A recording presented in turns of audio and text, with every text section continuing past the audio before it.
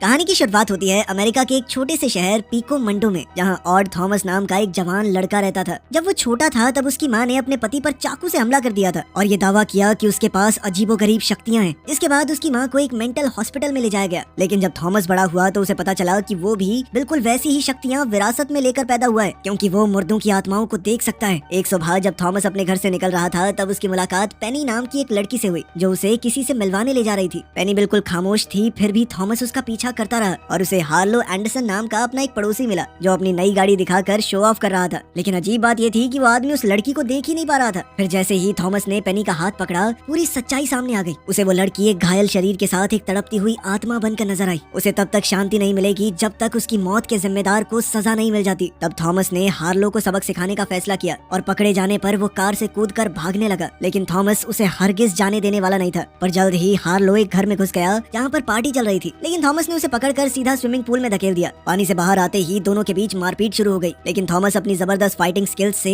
धीरे धीरे हार्लो पर भारी पड़ने लगा। इसी बीच घर की मालकिन उन्हें निकालने आई और उसका बेटा भी देखने आ गया कि क्या चल रहा है। लड़के को देखते ही हार्लो ने उसे बंदी बनाकर भागने का प्लान बनाया और सीधा लड़के के कमरे की तरफ दौड़ा। लेकिन जैसे ही वो लड़के को पकड़ने वाला था, थॉमस ने उसे पीछे से पकड़ लिया और फिर फूलों के वास से हमला किया। अब दोनों दोबारा एक दूसरे को घूंसे मारने लगे, लेकिन थॉमस ने उसे जमीन पर गिरा दिया और तभी पुलिस भी वहाँ पहुँच गई। आखिरकार हार्लो को गिरफ्तार कर लिया गया और इतनी तोड़फोड़ के बावजूद भी पुलिस चीफ व्याट ने थॉमस को छोड़ दिया, क्योंकि वो उन गिने चुने लोगों में से था जो थॉमस की शक्तियों के बारे में जानते थे। व्याट ने जाते वक्त थॉमस से कहा कि मैं ज्यादा समय तक सच को छुपा नहीं पाऊंगा।